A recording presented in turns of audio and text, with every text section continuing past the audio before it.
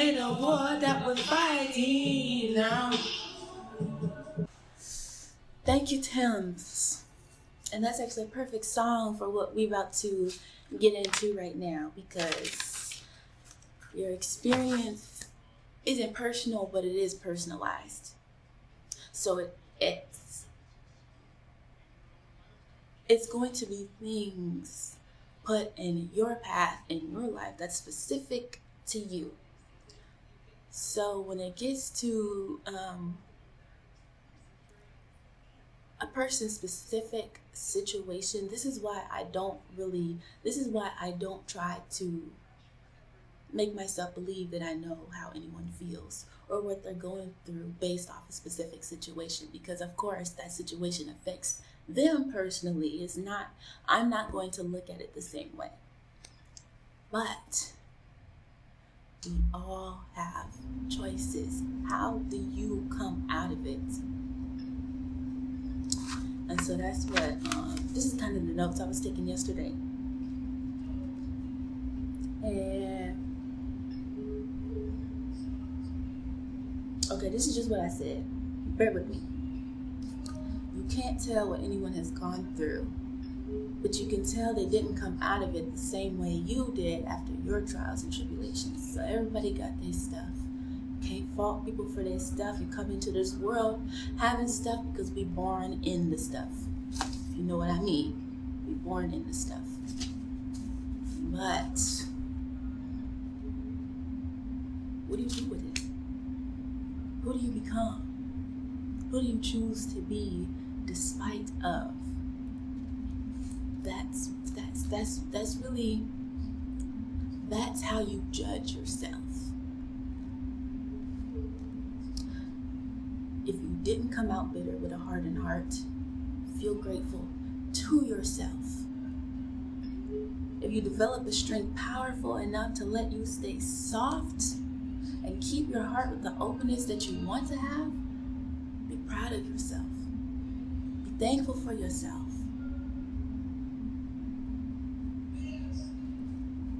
Do you see your magic? Do you see your magic? Do you know how to see magic? Has anyone around you in your entire life been able to see your magic? How does that make you feel? This journey will not be easy, and I'm still figuring this out, how to bring this forth, because me on my own journey hasn't been easy, and continuing day after day, you have to carry the strength that you developed from the last day. Like, you have to carry it with you and just build on top of it, because the world will do so much. You think you know, but until you know, you really don't know. When it's time to figure it out, you need to be ready. You want to be ready. You want to be ready. So do you know how to see your magic? What is magic?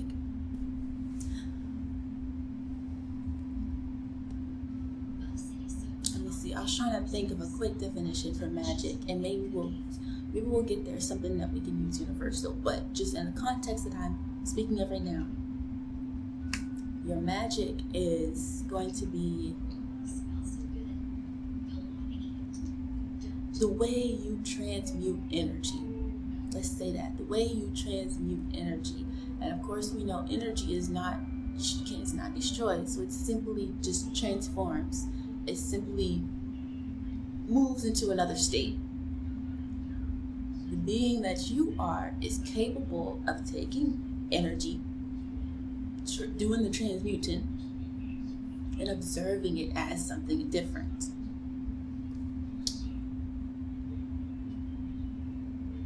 That is the magic that is required on the healing journey. And no, it's not easy, but neither is carrying that broken heart. I'm gonna be honest. When I first got started, and I didn't have like a coach or whatever, so I really had to convince myself of this. I will probably in a different video just share my own start to like this journey or whatever. But when you begin, it's not going to be easy. So one, it's why it's important to start with a commitment. Like, what is your end goal with this? What is your commitment with your healing journey?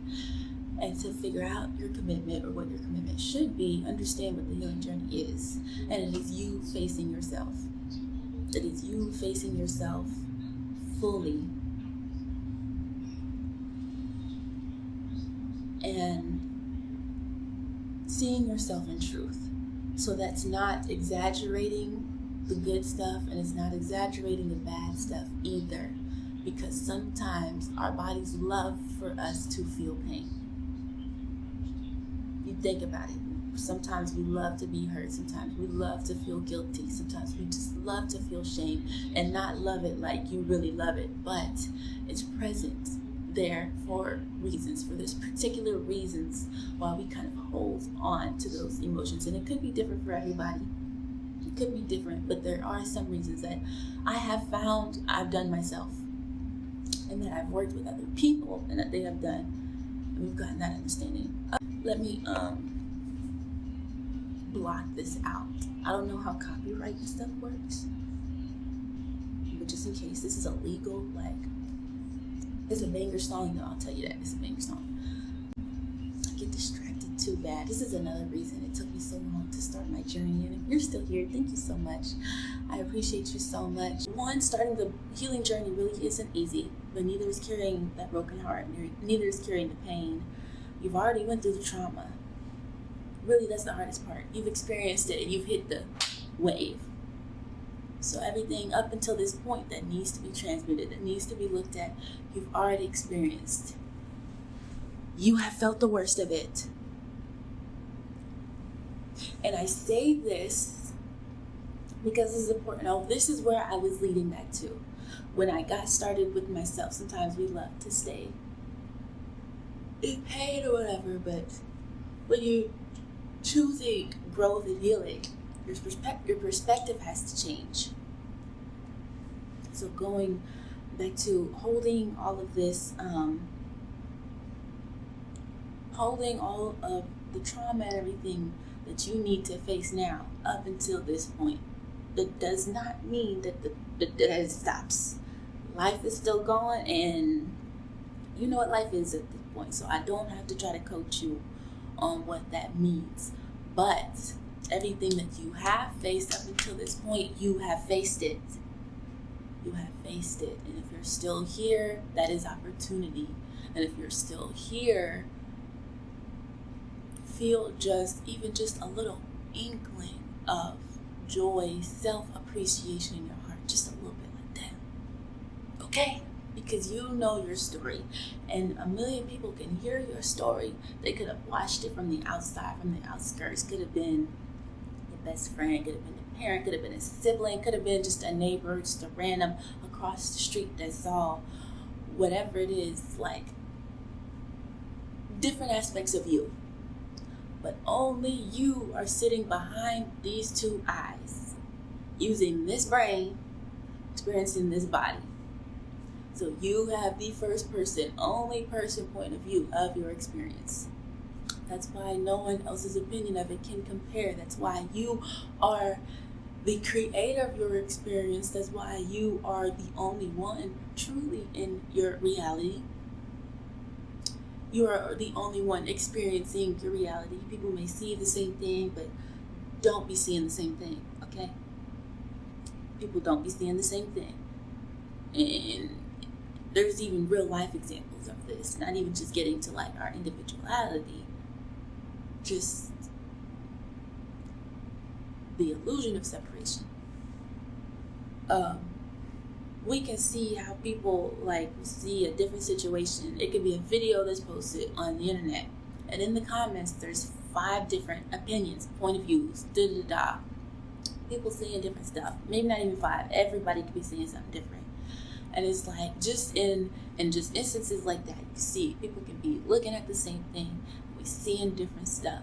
So your reality, how you feel, it's all you. It's all you, only you.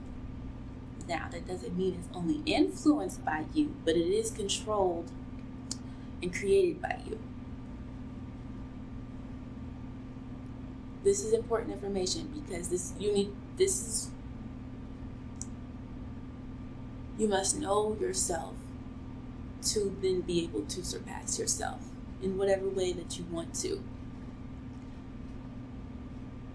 Seeing this information and looking at it truthfully is very important for you to do that, because this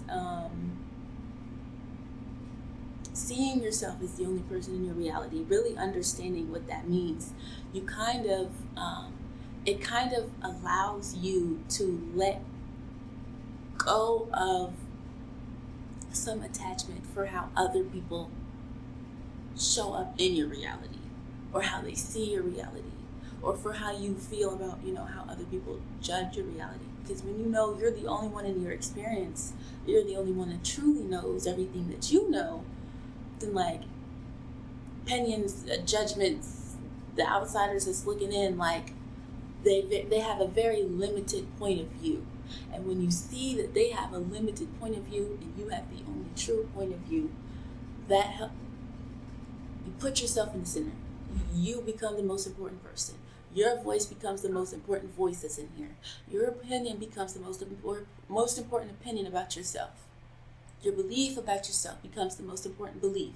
How you look at yourself becomes important over how someone else looks at you, because their view is limited. It's so limited.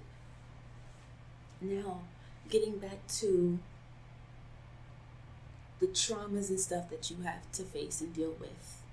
Because everyone else's point of view is limited, you may not find, because I don't want to use the word validation. You're the only one that can validate your experience, but you may not find the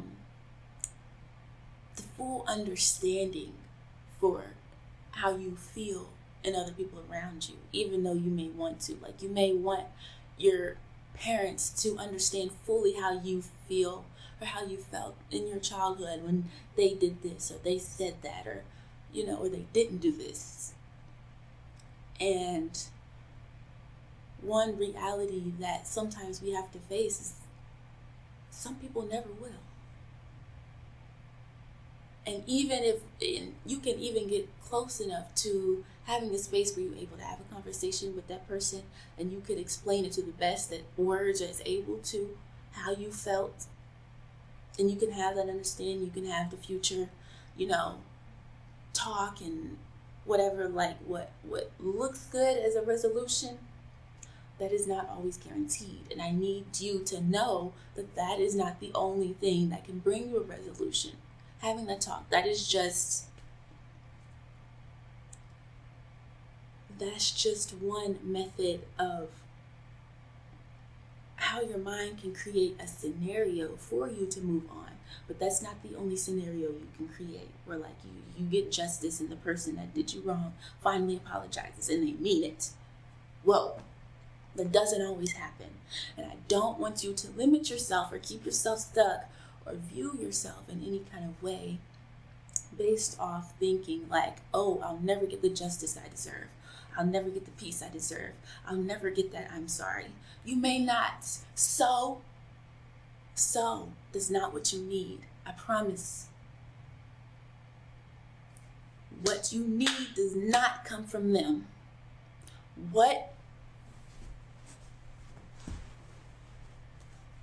Make sure you can hear me when I say this. What you need to heal will not come from them. It does not come from them.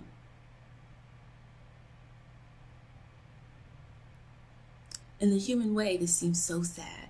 In reality, this is like the best news. Because you can really say, whoa, get you. You needed them for the experience. The experience that happened, the trauma that happened, that was their role.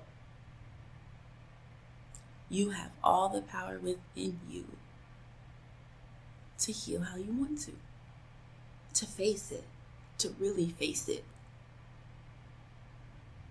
And once you once you get to that point, sometimes you will see that, like, oh, I do know. I did know I had all the power.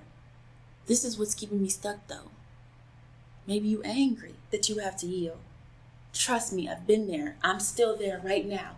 And on another good video, we will talk about it. You can be angry that you have to heal because you know what comes with it. And it might not just be, and this doesn't even have to reflect just trauma, like, as if it was like negative things inflicted upon you type of trauma.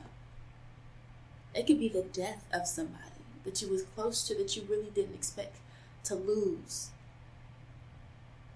And that process of healing from that, of carrying that weight with you, feels like letting go. Sometimes the idea of healing feels like betrayal, especially if you do hold guilt or shame about certain situations. If there's ways that you know your last moments, or there was a buildup of certain moments that you just didn't get to mend before losing someone, that holds weight. That impacts us, and that influences your emotions. That influences how you deal with certain things. That impacts the timing in which you allow yourself to deal with certain things. So this is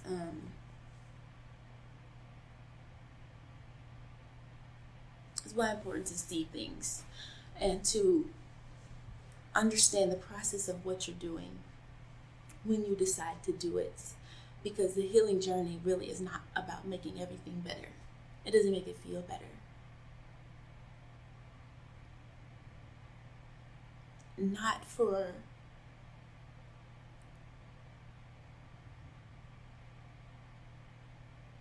I'm gonna just say this has been a dog year, okay?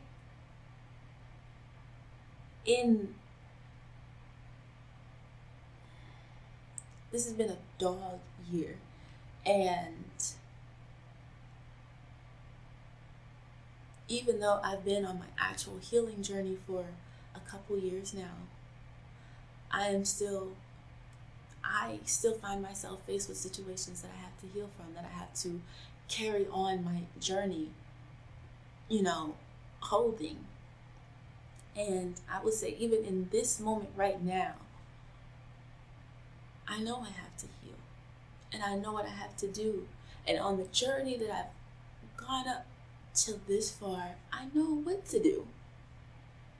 I know that because of the commitment that I have to myself and my mission, I know that I do it. I know that I heal. I know that I pick myself up and I keep going. I'm angry about that right now. I'm angry about that right now because I'm mad about life and a situation that I have to mend that isn't my fault. And to make it feel better, there's been so many ways where I just put a hyper-focused lens on everything that was my fault. On every possible thing that maybe I did wrong. Every possible thing that, in this moment, this could have been a little bit better if I had did it like this. If I had said it like this. If I had did this a little bit sooner. And I'm finding what my journey up till now has taught me, that I am just using this. I'm using that narrative to feel my sadness. Because I'm sad. And there's nothing I can do about it. And that sucks. So I want you to know the healing journey doesn't start and stay just all love and light, peaceful rainbows, butterflies, and everything gets better.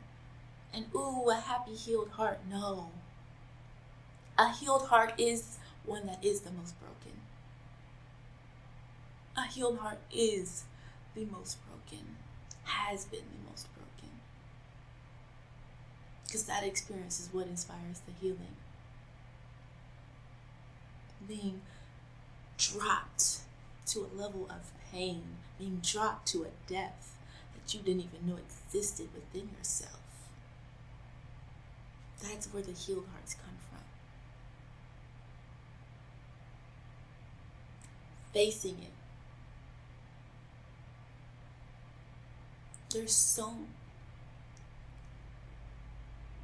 There's sometimes being honest does include where you have to say, this wasn't my fault.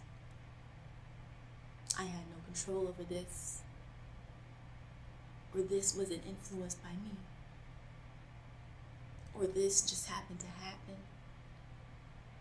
But I don't hold any blame for it. Sometimes saying that in truth is hard and hurts. Because you'd be like, I couldn't do nothing? I'm stuck with this pain. I'm stuck with how this feels. And you telling me from the very beginning it was nothing I could have done. I am not to blame, but I feel it. What? That'll piss you off. It'll piss you off. That's the stuff you gotta take with you. You carry that too. You said you gotta do it anyway. Because you still have a mission. And you still got a life that is temporary. One thing, and I'll bring this back to what I was saying earlier, how sometimes we love to feel bad. As humans, we love to feel. And it's because, I want to say, because we have as human, we have this illusion that we do feel. Because of how we perceive emotions in our bodies. But I don't know if anyone has ever explained it like this to you before, but if you imagine your mind is like a sixth sense. So you're touching something. Your nose, you're going to smell something. Say your mind, you're perceiving thoughts and emotions. Think of it the same way. So with your ears, you're hearing music. You know the music is being played elsewhere. The music is not you. It is not of you. It is not coming from you. But it is perceived by you. That's how thoughts operate, and emotions. But because it's in our mind, it's not so much physical, we love to see it as part of us because we see ourselves as too physical sometimes, I think. We perceive that the physical is real. And there's so much that exists all at once. That's what's real. So much exists all at once. You have to understand several ideas simultaneously to kind of get into this pattern. To kind of get into the process of seeing this journey, how you need to, in a way that would be beneficial for you.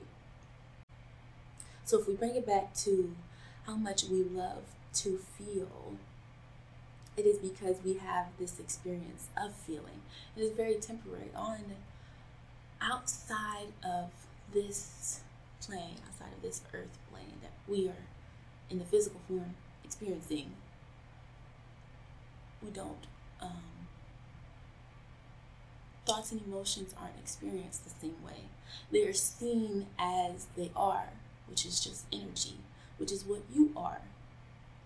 Energy passing by.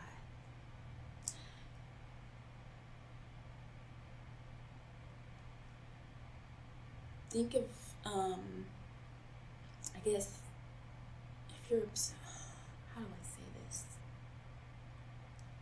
Basically, based on how you feel or how you allow yourself to feel or how you tell yourself you feel in reaction to a situation is what triggers the thoughts and emotions